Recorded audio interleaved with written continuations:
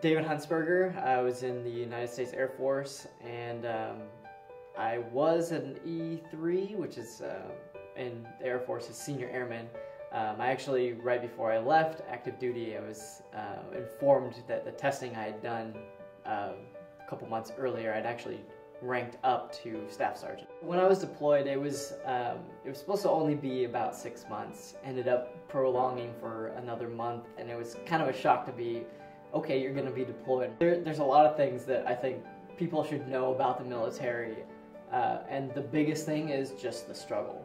Like, I know a lot of people realize, oh, it's a struggle, you know, people deploy, but that's not even the half of it. We didn't have kids at the time, but having kids and knowing people that had kids, that's terrible because, I mean, you try to get into a routine, especially for younger kids, like, you have to stay on that routine regardless of the other person, and that can just be really wearing on people. I mean, you're essentially a single parent a lot of time.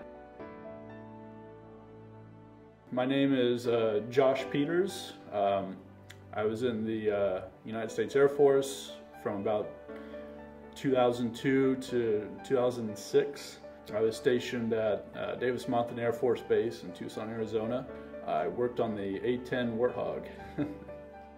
Something I think civilians should know about military personnel. They're human, just as human as civilians. They're doing a job. You know, they do what they're told, and they do what their elected officials tell them to do. Therefore, it's important that the American people vote. When the Iraq War kicked off in 2003, I remember somebody who got spit on at the gas station, or somebody got their car vandalized because it has an Air Force sticker on it. I think there was kind of a disconnect there because, you know, whoever was doing this kind of malicious stuff was seeing us as like tools of the government, so to speak.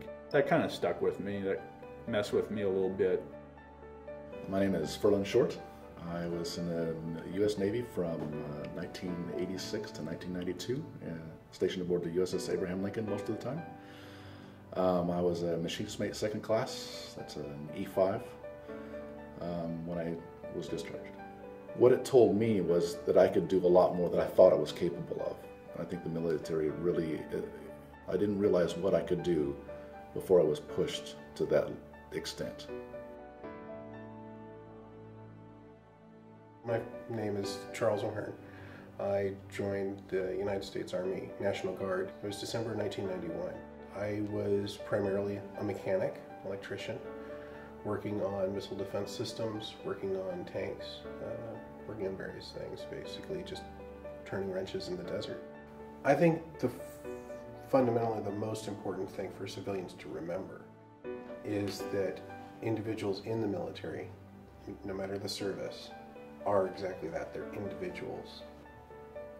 At the same time, remember that each and every one of them volunteered to do something the civilian you're talking about or talking to wouldn't be willing to do. I think that more than anything else is what needs just be there in the background of every conversation about what's going on with the military. I appreciate their service and their dedication and their sacrifice, because I know what kind of sacrifice that is. Thank you, number one.